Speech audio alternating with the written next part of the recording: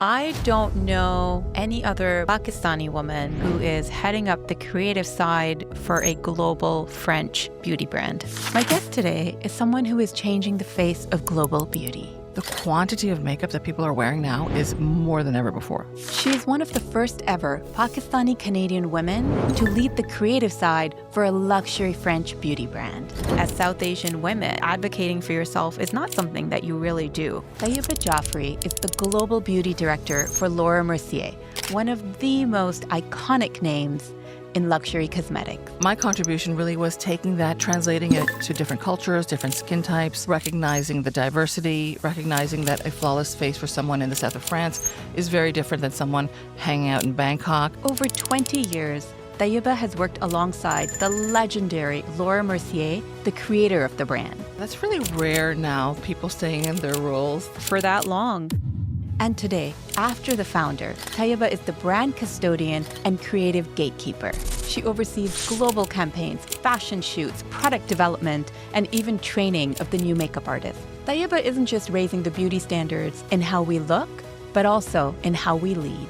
It's good to figure out and ask for what you want in your role. For people like me, who don't want to do Botox, who don't want to do fillers, who don't want to go under the knife, is there something that we can do to age gracefully? My one recommendation. Please join me in welcoming the brilliant Tayaba Jafri. Tayaba, I am so excited to welcome you to Boss Unscripted. Thank you. I'm so happy to be here. I want to start by understanding, what does a global beauty director for a leading cosmetic brand do? I'm more of a guardian of the knowledge, if you will, right? I step in for the founder, Laura, for things like product development, all of the photo shoots, campaigns, social, all the education, like how to teach the necessary artistry for the launches, as well as anything that's written about artistry, that's on the packages. All of that is what I have to sort of take care of. You are Canadian. I am. But you are also Pakistani. Yeah. And I don't know any other Pakistani woman who is heading up the creative side for a global French beauty brand. That's correct. You are the first. And I didn't have role models like you growing up. And the generation now will see you, and you are the role model that we did not have growing up. How does that make you feel? It definitely comes with a sense of responsibility, for sure.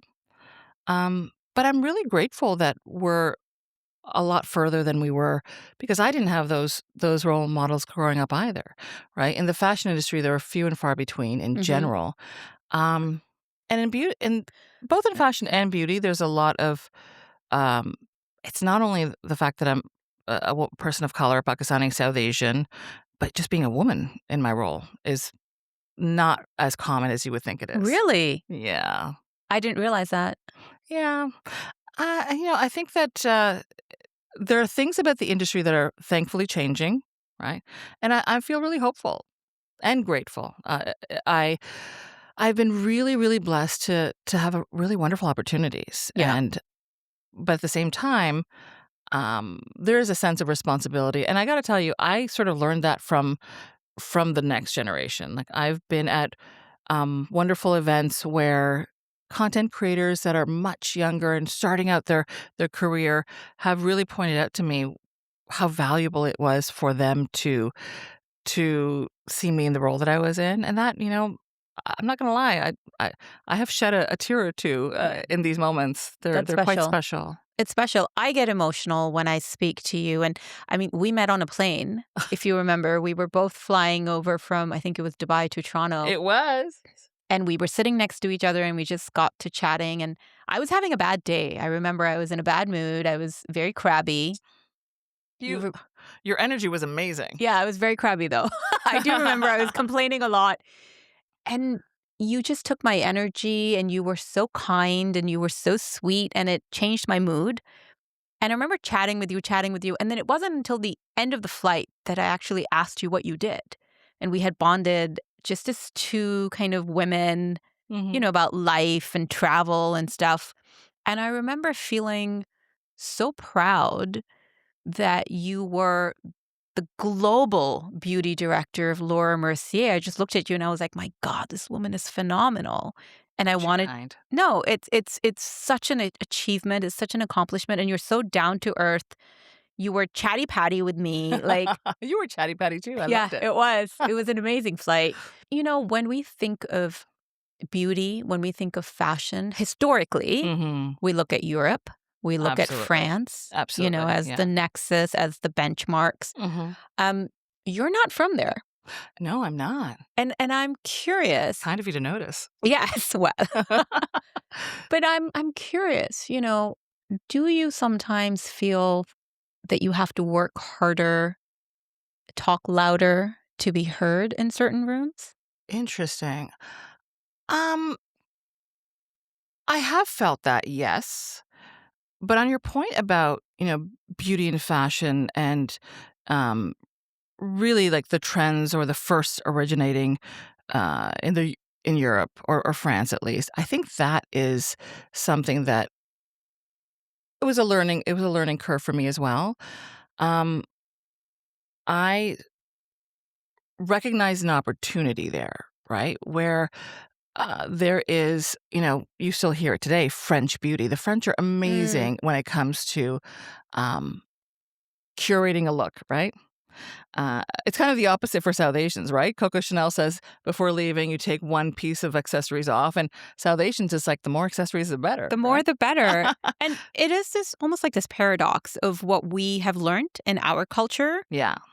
versus when you look at, like you said, French beauty, where they edit a lot. And I'm just, I'm The opportunity for me was recognizing that as much as that look and that aesthetic is highly covetable, it's aspirational. Um, there's also more to that. And my voice when it comes to even like with product development at work, uh, my passion has always been global beauty ideals, right? right. Like versus, the eastern part of the world, the south, the west, all different countries. Everybody has a different sort of way that historically they looked at what or identified as what beauty is. And sidebar with all the procedures that are so common nowadays, like Yeah. I fear that there is this impending, like, unfortunate situation where people are starting to look alike, right? Yeah. Those beauty ideals are being crushed, right? They're being, and that's a whole other conversation. But I've had the pleasure of identifying, identifying opportunities there. Like, for Mm. example, we speak to Flawless Face and being a complexion brand and Laura being known for these masterful techniques. My contribution really was taking that into translating it to different cultures, different skin types, recognizing the diversity, recognizing that a flawless face for someone in the south of France is very different than someone hanging out in Bangkok, right? Absolutely. Um, those things matter. Those things matter. And it's so incredible that 20 years later, you're still at Laura Mercier. Obviously, you are contributing not only from a creative perspective, but also to the bottom dollar, like the bottom line, you know? Yeah, that's really rare now, people staying in their roles for that Yeah, long, right? for that long. I did grow up here. I always say that I started when I was 5 years old. But I I have to tell you that it is a rare thing, but there's a reason for it. When you're an artist, you wanna just do your art, right? Yeah, And then as you grow up a little bit, you realize that you most of the time you have to work in an environment where there's sales involved, right? right. And that's sometimes hard to swallow, recognizing that that's where you need to build your career. But there is something so refreshing to be working for a brand that where you really believe in what they represent. And that's what I felt when I met Laura uh, initially, right in the beginning. Um, there is this beautiful way that the authenticity of staying completely true to not only the vision, but not being authentic to not the bottom dollar, but the client, The right? Like, client. um, it, just Laura being the way she was, not even care, like telling people, you don't have to buy this, don't buy this, you need this, was a big deal, right? And I really value that. I valued being in an environment where innovation, creativity, these things were leading the way, and that's what made me stay. She's a true creative. She definitely is. Can we talk about how you guys met? Yeah, I actually, it was wonderful actually. And I love sharing the story because when I met Laura, I was recruited. I was recruited for a national position in Canada. The thing about that time was I was my own artist. I had my own private clientele. I had my own like celebrity faces that I had done. I actually also had a clothing brand at the time that was showing on Toronto Fashion Week with my bestie. It was good times. Love that.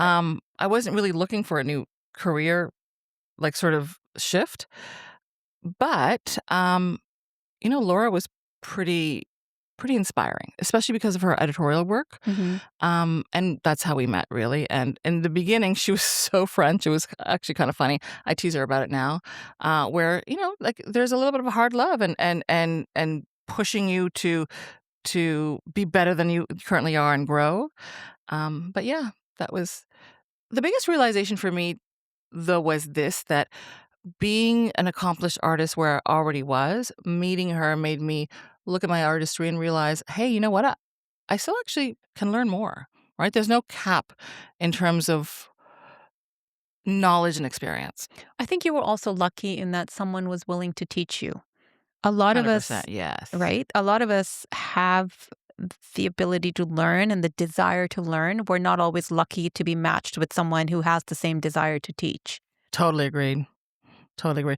They say when it comes to mentorship, you should lift as you climb up the ladder, right? And Yeah. I'm not certain if everybody really gives time for that. Yeah, it's mentorship is something that the older I'm getting, the more I realize how important it's been in my life, Hmm. especially when it comes to navigating situations that you may not read about in books.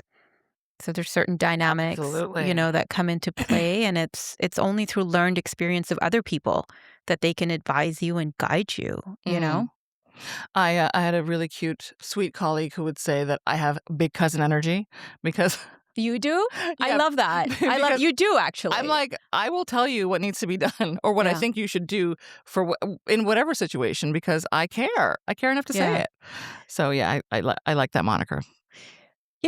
It's when we talk about caring and you care about your company, you care about the products you're putting out, sometimes it can be challenging when you're dealing with the person whose name is on the door, right? In this case, you've been at Laura Mercier for over 20 years. You work with Mhm. Laura directly.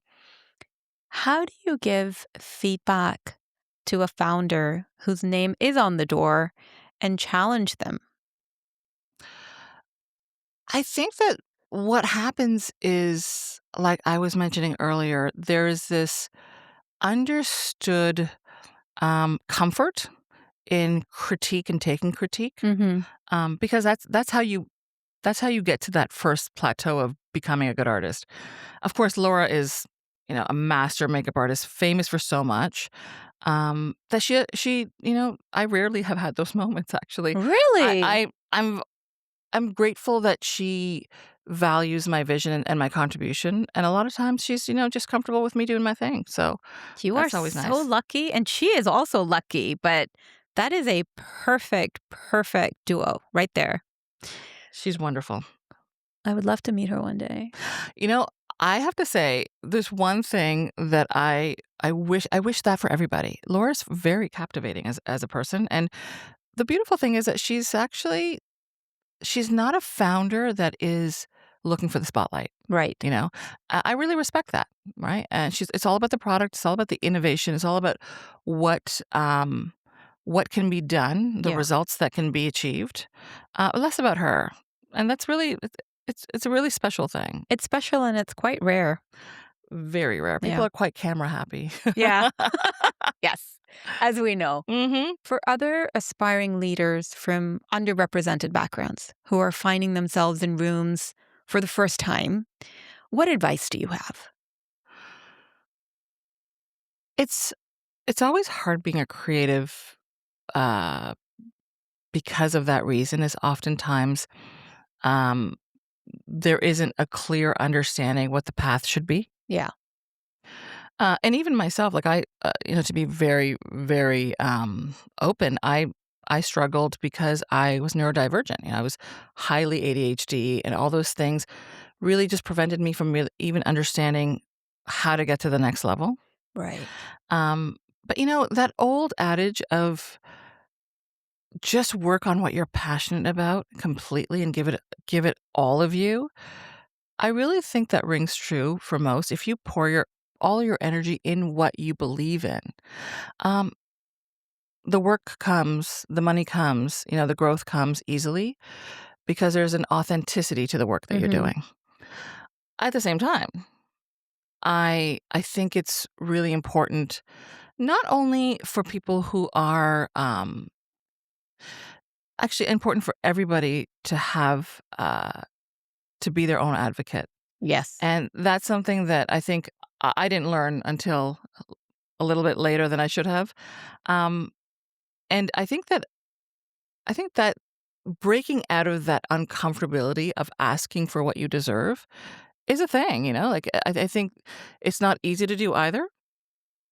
But that's the advice I definitely would have because it's not something they teach you. Yeah. It's not something that you learn. You're not going to learn that from your boss. You're not seeing what the conversations are like behind closed doors. So putting that on the list of to-dos is asking for what you want and advocating for yourself. Super important. It's easier said than done because I think as women, it's not something that we're taught, actively taught, Mm-hmm. but also as South Asian women, from a young age, advocating for yourself is not something that you really do. You're At all. Yeah, at all. It's almost rude if you are seen to be promoting yourself or asking Mhm. for things. So it's even for me, it's counterintuitive to have to do that. Like I haven't seen anybody in my family sort of Mhm. Have to like hustle like that. yeah. Absolutely. Yeah. Yeah. And so it's so critical to teach people that it's okay It's to okay. toot your own horn. Absolutely. And I think that we're almost there. Like people have understood through even social media that not only tooting your own horn, but whatever form of self-promotion for the your contribution, what you can give is important. Yeah. At the same time, to it's good to figure out whether you're using AI, ChatGPT, however, to very succinctly describe and ask for what you want in your role in the near future and what you are wanting to grow into, right? Those type of asks, I find people are uncomfortable sort of Yeah. requesting, and it's just a couple of simple lines, right? Um, Very valuable. 100%. I would take that one step further. I think the one thing that I learned in my career from um, my mentor, Mm-hmm. we're going back to mentors, and she really taught me that business is about numbers.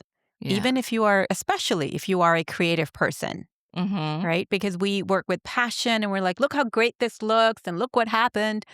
But at the end of the day, The measurability of the numbers. Yeah. measurability, the 100%. measurability, and you have to be able to quantify success. Mm-hmm. You have to be able to demonstrate how you've impacted bottom line.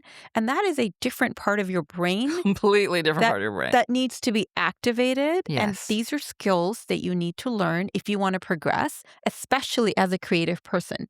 Absolutely. So when you are advocating and when you are asking and you are going in, and whether it's your review with your boss or whatever Mm-hmm. it may be, Mm-hmm. make sure to quantify it. I think that is excellent advice, right? Well, thank you. I had a mentor myself, who was very adamant about review time, and she would tell everybody, "Do not hesitate to write down the tiniest thing that you think doesn't need to be mentioned. Mention everything." Yeah. And I remember her saying, "If you have 45 paragraphs, you have 45 paragraphs. So it gave everybody that sort of understanding that, oh, I am supposed to toot my horn. This Yeah. is my time to talk about myself. Yeah. Mhm. I made that mistake where I was like, well, everybody can see what I'm doing. Oh, no, no, no. No, no, no, no, Yeah. no. As I found out very early on in my career, Uh-huh. memories are short. Yeah, and everybody's trying to accomplish something on their own that the peripheral vision is not there. They might see what you're doing, but it doesn't mean that they understand what that means Yeah. or the value it holds. Um, so sharing it, quantifying it for yourself, very important. What about imposter syndrome? Does it still exist the more senior you get, or does it evolve? I don't think it actually truly goes away.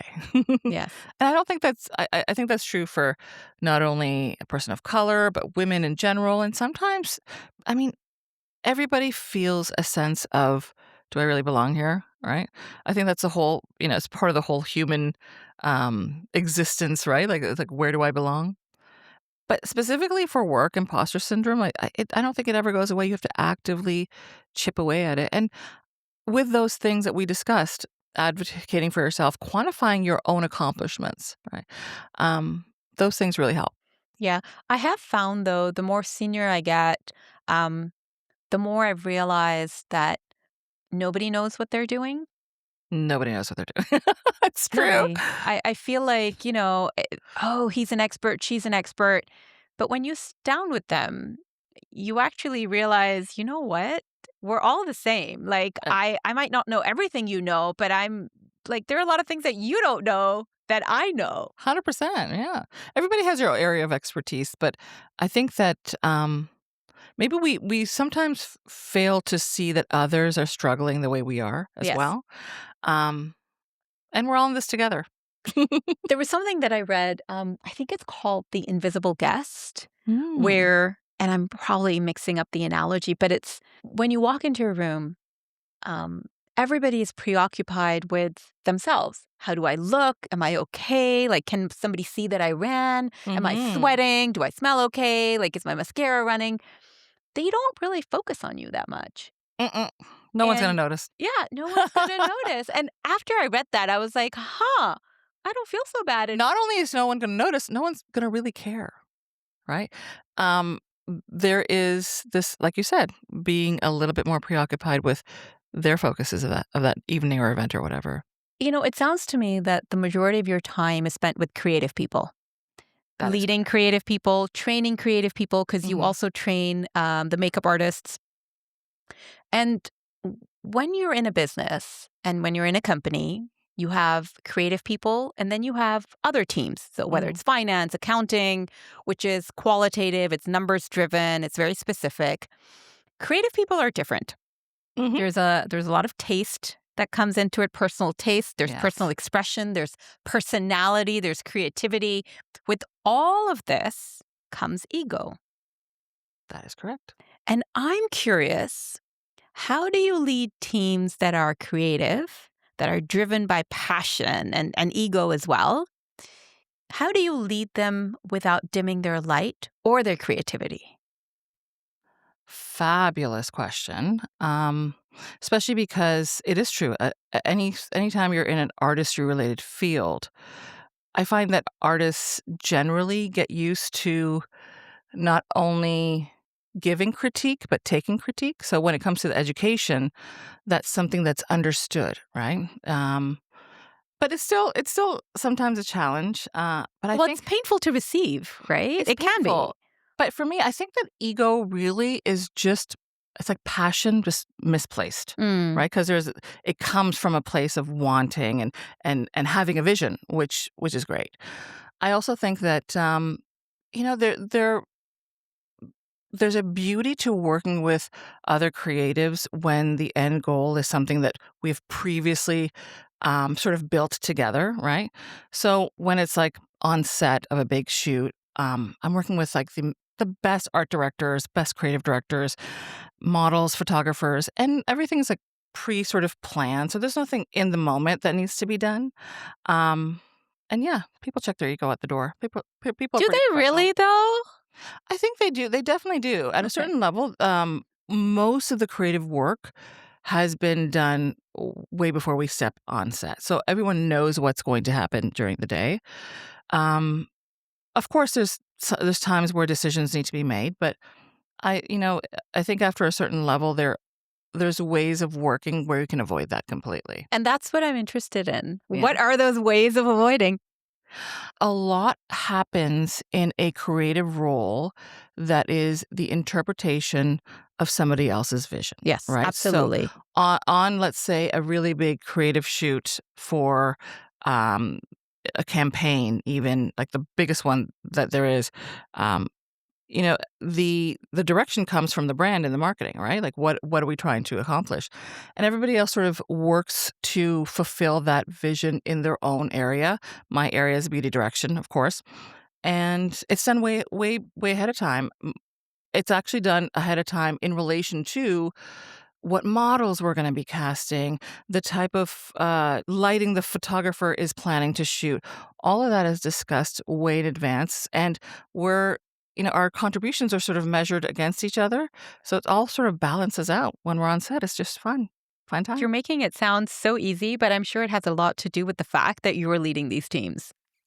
Well, I'm not leading all of them, right? Like I'm leading the teams when it comes to artistry, and I have my own teams, but for the larger projects, many teams are coming together. And I think level has a lot to do with it. Experience has a lot to do with it. And it's just the nature of the industry too, right? You have to sort of roll with, or not only roll with it, but also collaborate. Yes, I Right. think that is really the key, the collaboration and the understanding that we are greater than the sum of our parts. Absolutely. It's magic when we come together and it works. Mhm. And when it doesn't, everybody feels it. Because creative people, they know when something doesn't work, and it hurts. It hurts a lot. Absolutely. Absolutely. Especially because you have your own vision as well. But you know what? The flip side is when you do accomplish something that is, like you said, it's the sum of all the parts, and you see that come to fruition, it's quite rewarding. Tayaba, you mentioned going under the knife. You mentioned Botox and surgeries and all these different things and the new beauty standard. I met a girl who was 19 years old the other Mhm. day. 19! Mhm. And she was telling me that she'd just gotten Botox. And I looked at her and I was like, "You're joking, right?" And she was like, "No, no, I just started. Like, it's been about a year." And I was like, "This is normal. Yeah. Botox fillers are normal. Going under the knife is normal." Mhm. I've avoided it for a long time. And now I'm thinking, okay, maybe not. But I'm curious for people like me who don't want to do Botox, who don't want to do fillers, who don't want to go under the knife. Is there something that we can do to age gracefully?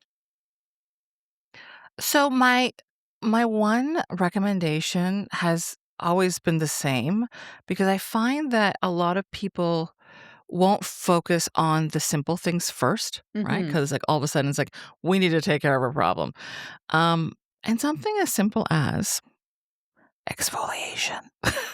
Are you joking? I'm not joking. I'll tell you why. Generally, as we age, there's very specific signs of age that bother us. Whether it's discoloration, darkness, fine lines, especially for South Asians. Like we don't really have a lot of the wrinkles. We have a little bit more of the loss of volume, right? You can identify what bothers you, and if you begin with just treating the quality of the skin, and most people do, you're hydrating, you're going to your facials, but I actually think there's so much value in understanding how to exfoliate well, because the objective is to not let one drop of dead skin remain on the face.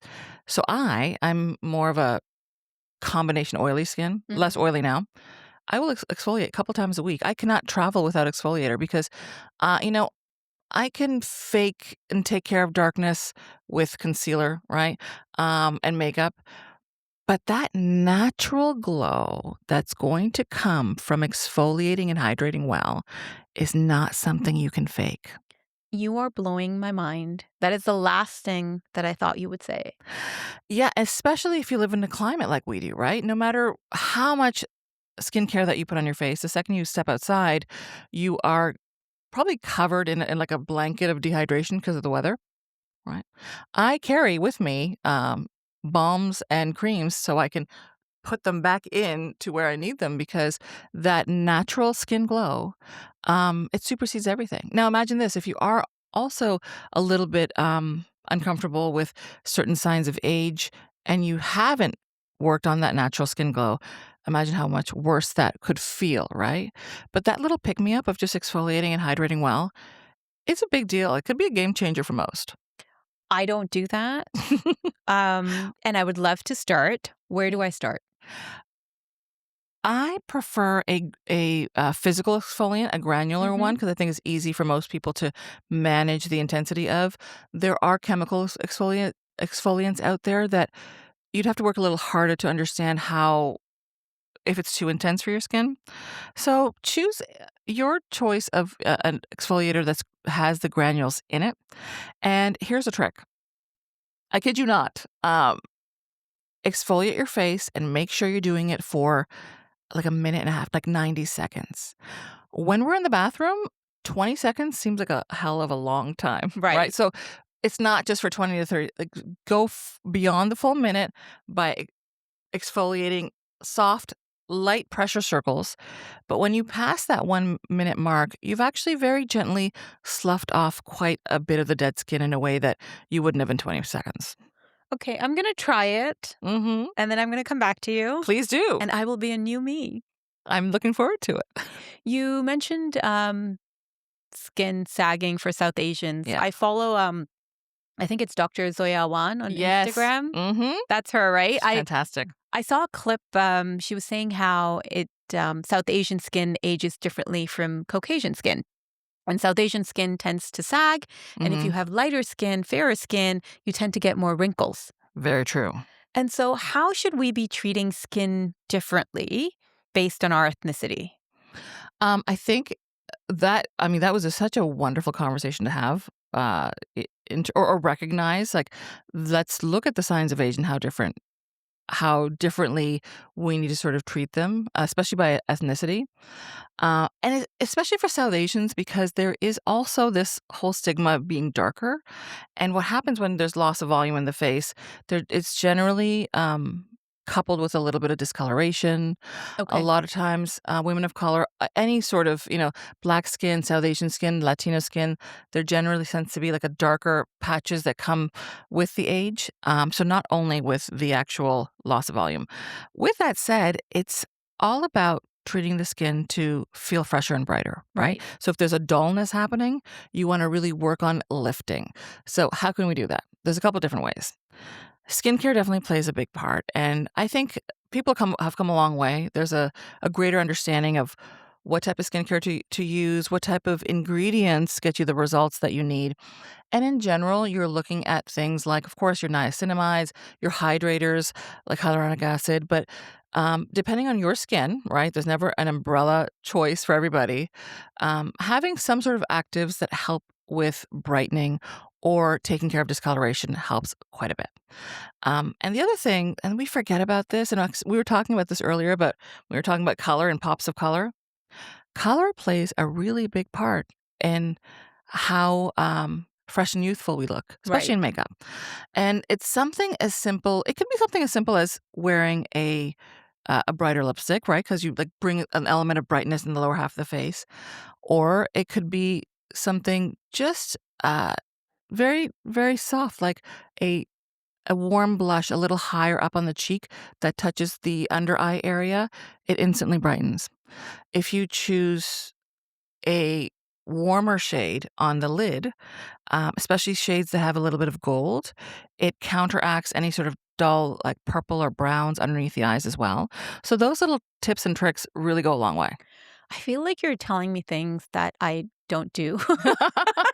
So I love this. Mm-hmm. What's your own beauty routine? What do you do? And is there something that you stopped doing? Oh, interesting. Yes. I stopped thinking that a full makeup look was makeup everywhere, right? Okay. So when you're curating a look, selective focus on where the focus is on the face is golden because you can really just focus on that area, whether it's the lips or the eyes, and just give it all it needs. And having a freedom or a restraint with the rest of the face truly looks very modern to me. So I've stopped doing that. I've stopped thinking like I have to have makeup all over my face. And my own beauty routine is really just making sure my complexion is nailed, girl. Like having that glow, that natural glow with my skincare, hydrator and exfoliator. A little bit of a tint just to maintain the glow, and one or two areas of color that I mean, I always put something on my cheeks for that reason I was mentioning earlier. Having a little bit of a warmth on the cheek really takes away any sort of darkness underneath the eyes. But I either focus on the eyes or the lips for the day. So if I'm going to smoke out my eyes, I'm going to smoke them out and put lip balm on my lip, or vice versa. Do nothing on the eyes and give myself a nice, intense lip. One or the other. One or the other, yeah. I do that too, especially if I have like a meeting where I want to feel powerful and confident. I'll usually go with a red lip. Absolutely. There's nothing like it. Love that. Yeah. You know what's really, I find it's hard for people to get to, but wearing a sick, powerful lip and no makeup actually on the rest of the face. Maybe a curled lash and mascara, but all of the visual weight is on the lips, including the color as well as the texture, and the rest of the face, you leave it with that skincare glow.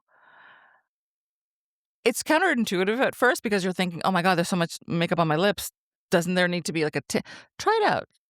Yeah, See but how it your feels. skin needs to glow for that. Yeah.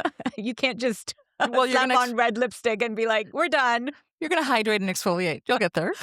Yeah, it's a lot of water and a lot of, 90-second exfoliation? 90 seconds minimally. That's longer than what, a 60-second plank? You know how awful those are? Oh, planks are good though.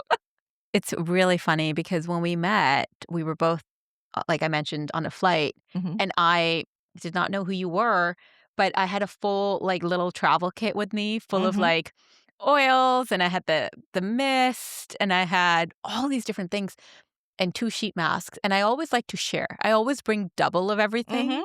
And You did offer. I offered you a lot, and it's embarrassing now because you rejected all of them. It was And I was sleeping time. like, huh? It was sleeping time for It me. was sleeping time, and I was like, oh, she doesn't want a sheet mask either. I felt a little bit rejected. No, not at all. I was actually happy to see somebody so proactive on the plane like that. Yeah, but then you were like, in the end of the 14 hours or 13 hours, you were like, oh, I work for Laura Mercier, and then I was even more embarrassed because I had like drugstore products that I was trying to push on you. No, not at all. It was a good flight. That was a fun That was flight. a good flight. It was such a pleasure meeting you. You're so sweet. It's mutual, really. I liked how you said it. What was our meet cute? Yeah, I said like, it was a meet cute. like maybe it's a seat cute. Oh, yeah, I remember that. But, it just goes to show you can meet people anywhere. Mm-hmm. And it's about energy. It's about vibe. It's about being open and honest. And it's not about labels, and it's not about networking. Absolutely. You and I had no idea what we did professionally. We just were Mhm. sitting next to each other. We had good conversation. We had good chat. We talked about family. We talked about, living in different countries. We talked Yeah. about international travel. And I think we even cried at one point. There was some I think so. really think there was heavy waterworks. conversations. Heavy conversations coming out with strangers on Yeah, planes. That's strangers the on way to do planes. it. But it for me, it's also an example of how I've lived my life. I am chatty patty, as you Mhm. as you said, but it is also about recognizing that everybody you meet has a story, and there's something you can learn from them. Mm-hmm. And everybody that I meet, or literally I'll chat with people in the elevator and, at the grocery store. But for me, it has resulted in lifelong friendships. It has Yeah. resulted in clients that I couldn't even dream of Yeah. because they said, oh, you were so nice to me, or, I met you I remember I met someone at a restaurant, and we were just both waiting for our tables, and we got to chatting, and, I found out what he did, he found out what I did, and then, a couple of days later, he messaged me and said, oh, I'm looking for someone in, Kismet. yeah, Mm-hmm. in PR and comms, and would you like to pitch? And that was it. Yeah. The energy is everything. Yeah. Right.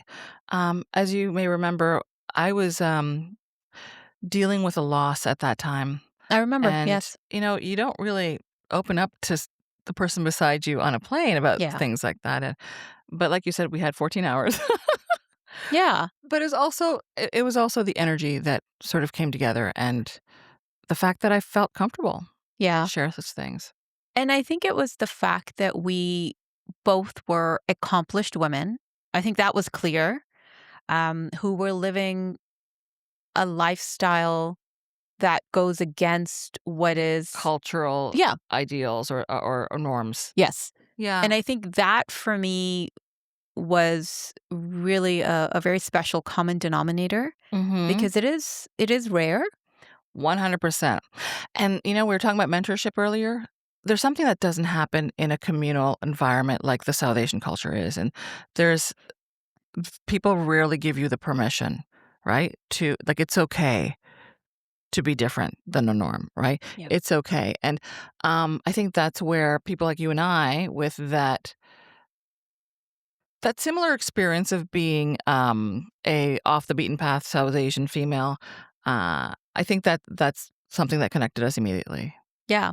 I was also crying because I was not sitting in business. I remember I had to change my date and I had been downgraded from Yes. business to premium economy. We both commiserated on the fact Yes. that our upgrades didn't come through. Yeah. Well, mine wasn't an upgrade. I had a business class ticket. Oh, I you had did? changed my date. And on that particular day, there That's was no. even worse. That's why like I said, when I came, Devastation. I was devastated. I had so much this pent up like energy, and it's not that I don't mind traveling in premium econ. It's because my knee was hurting. I had sciatica and my back, the pain had flared up. So Yeah. I was in agony. And I remember you said something so sweet and so kind to me, but also funny. I was complaining and I was like, "Oh my God, I'm not in business." And you kind of looked at me and you were like, and bear in mind, you were a complete stranger. You Mhm. just looked at me and you said, "Well, it could be worse. You could be in economy." Yeah. And I remember I started laughing and I was like, "Well, she's right. Let's just take this and turn it into." Perspective, my dear. I love that. It's about perspective. Yeah. Tayaba, I want to Remember that. build on something that you said earlier. You said that with all the procedures and surgeries that are happening, we're getting to a point where people are starting to look alike. So, are the beauty ideals changing? Well, that's the fear, right? I think that there is this comfortability with procedures, and it's getting younger and younger. Like, it's totally acceptable for someone in their early 20s to do things that drastically change their appearance. Um, and with that, the beauty ideals are being spoken to, right? Like, people are looking at the same type of lips that they want, and um, amongst other things. And there's a homogenous sort of way that people start looking. I think we're kind of already there, and it's if there's one thing that I wish is for more of that conversation to be had, especially with younger girls in particular, uh, about the fact that it's not an expected thing to do. And I think that there's more and more like, oh, that's just everyone's doing it. Um, but a lot of people are still like appreciating their own natural beauty for as long as they can. I'm totally not against procedures. Don't get me wrong. I think that you do what you need to do for maintenance, with like everything else. But for things that are not like just drastically changing your appearance, I think that there needs to be some thought put towards it. But also, um, you know, I don't know. I think we could be better as a beauty community, or just in general, the conversations that we have around these things. I think there's a laxed way that people think that it's just standard now. It's interesting because the more standard it becomes, the more you deviate from it if you are choosing not to have a procedure done. But that is the natural way that you age. Absolutely. I have friends who kind of look at me and they're like, "Are you okay? You've not even had Botox yet." Mm-hmm. And I kind of am like, "I don't know." I like my expression lines. I like my expression lines. I like the way I look. I not to say that I'm not exploring it or might not do it, but I do find it a bit bizarre that choosing not to do it is almost like a stigma. It's almost like, and I don't think my friends mean anything bad by it. They Yeah. want what's good for me and they want me to look my best. Mm-hmm. But the fact that I'm being weird because I'm not doing it or jumping right into it is Mm-hmm. surprising. This is what I mean about it being that's how you're supposed to do makeup. Or that's how you're supposed to take care of your skin. And I say the makeup part because that's true for makeup as well. There isn't really a place where you can go to understand how to do your own makeup as well. And there's a generation of people who've learned how to do makeup online.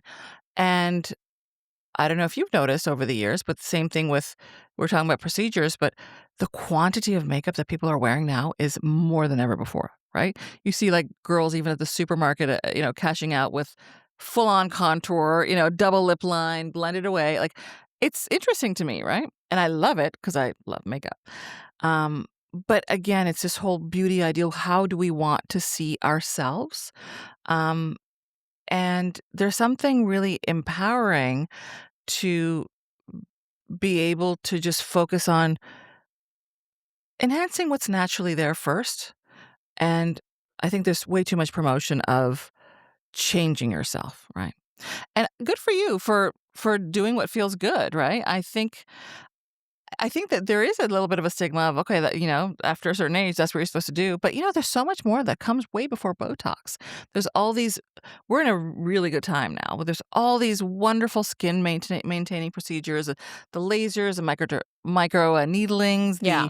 the radio frequencies. There's so much that you can do for just that pick-me-up. Yeah. Before injecting anything. I might look into that. But it's also the cost factor, right? These procedures are not cheap. No, they're expensive. It's an investment. Yes, and I mean, we should look this up, but a lot of things in history, you read about how certain things really separated the classes, right? Right. This could very well be one of those things where if it continues the way it is, it's like, oh, you're of a certain salary level. It's sad. It is going that way. Like I have to start doing stuff. Why do you say that? Okay, no, let me ask you. Why do you say that? I think you said I have to start doing stuff. I have to do stuff. something because I feel like my skin is a little bit, it's not as tight as it used to be around here. Mm-hmm. And that's it. That's all I've noticed. Tell me this. What do you love about your skin? What do I love about my skin? That's such a Because you great told me what you don't question. like right now in a second and a half. Tell me what you love. Okay, I love the fact that I don't need to use foundation or cover up. I don't have spots. I don't have discoloration. That's amazing. Yeah, and I also remember a couple of weeks ago or months ago, I can't remember when it was, I'd started using a bit more makeup. And I remember calling you and saying, oh, I've never really used foundation and like powder under my eyes. I've never had to do it. And what did I tell you?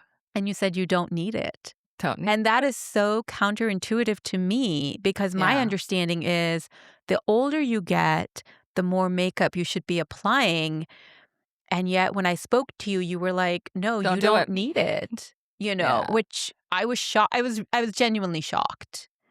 Because I just do lipstick, eyeliner, and I'm done. And I have good skincare. Like I will. Yeah, your skin looks great. Thank you. But I do take care of my skin. But I think it's a lot of societal pressure versus my friends doing stuff.